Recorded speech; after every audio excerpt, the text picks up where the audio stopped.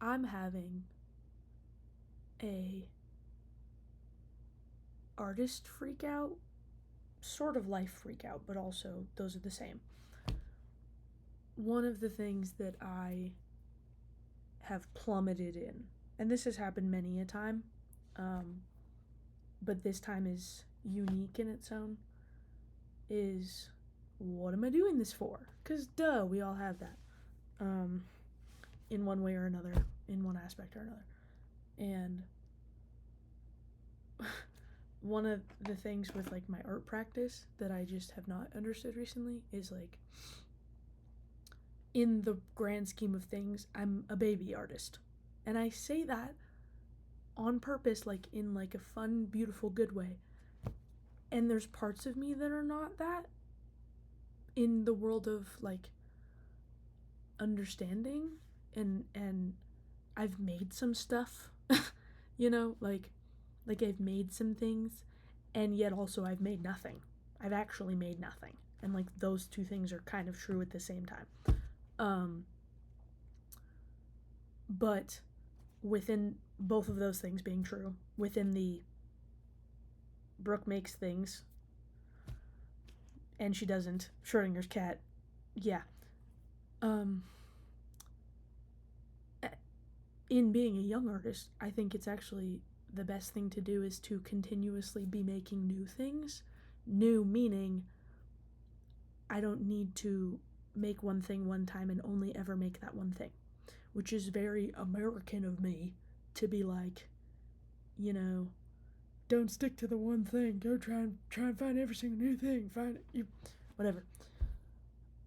One of the most fun things to me about what I do and about what I make and about how I make is I try to never, not never, I try to make something and then move on from it. And I didn't used to do that. I made something like really well one time and I was like, "Oh, now what do I do? Like I've made this good thing. Now I must make other things like this good thing." And there's parts of that that like you want to stick to, like you want to obviously you want to progress. That's fine. As you should. You should want to progress. But like progressing might not look linear. It might not look like, oh, I made this cake one time, let me make a 2-tiered cake, and now let me make a 3-tiered cake, and so on. Like, it might not. You might make a cake one time and then go make brownies. And then be like, you fuck up the brownies, and then you go, well, why did I do this? I was good at cakes. And then it becomes this whole other thing. Um, what was my point in talking?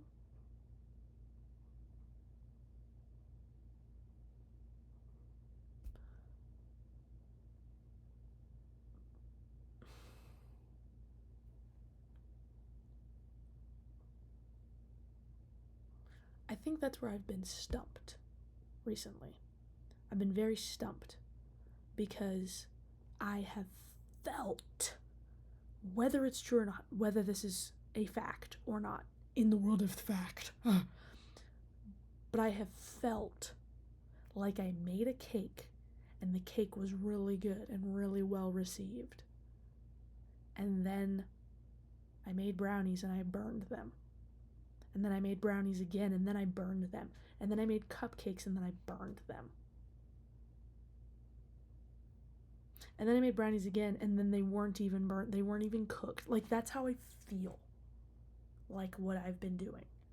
Which is not true, but is true. And it's true to how I feel right now, which is so funny because like I look at the things that I've made and I'm happy with them, but there's like a passive aggression to that. Like, I say that and I don't fully mean it. And I think it's because I'm making brownies and I go, this is not a cake. In this metaphor, in this silly baking metaphor. And I go, well, this might be the best brownie, but it's no cake. I made a cake one time. It's like when people peak in high school and they go, look, I did this one time. Let me speak about it until I die.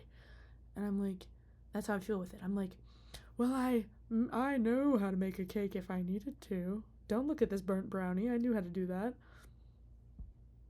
And it's like, no. And part of my practice, and I forget this because this is like the hardest part of what I want to do. Part of my practice is like I make something and I've never made it before and it exists now, and then I move on from it. And move on from it meaning like I don't have to make cakes my whole life. I don't want to make cakes my whole life. I think I would die if I had to do that in this metaphor.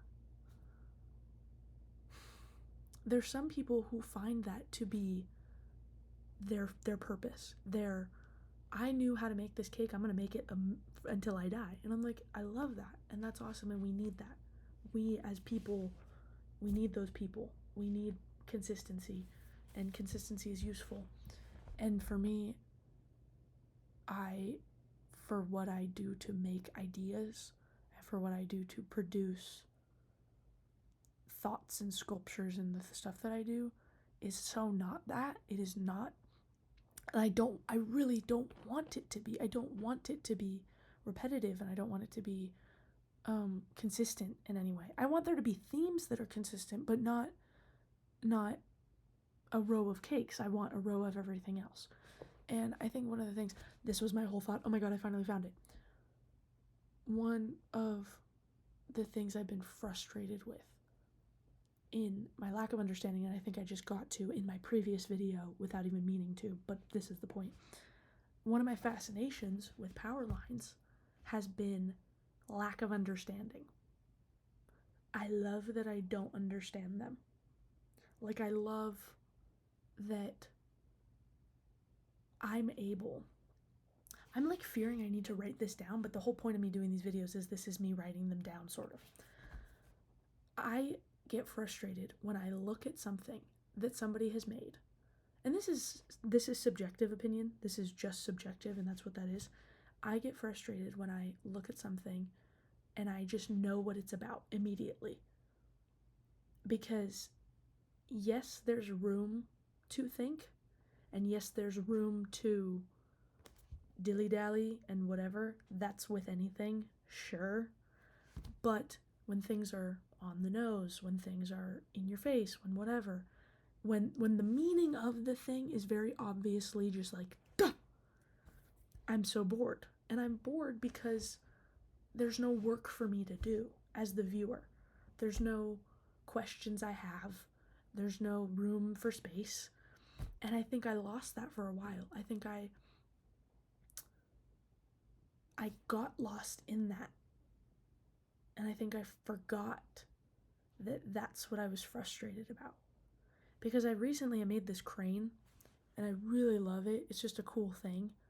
But I was also frustrated with it, because I was like, I made this thing, and then I was like, yeah, but what else? And like, for me, it's a feeling. Like, I love that thing, and I love looking at it, and like, some people look at it, and then I explain like where my thoughts were with it, and people are like, oh, but like, when you look at it, it's just a bronze crane. And there's not a lot of other thought, which like sometimes, and that's also subjective. But I think with my practice that I need to remember and be intentional with this, and this is like what I need to find and dig at, and which is the hard part of what I do, and I love it because it's all specific, it's all unique.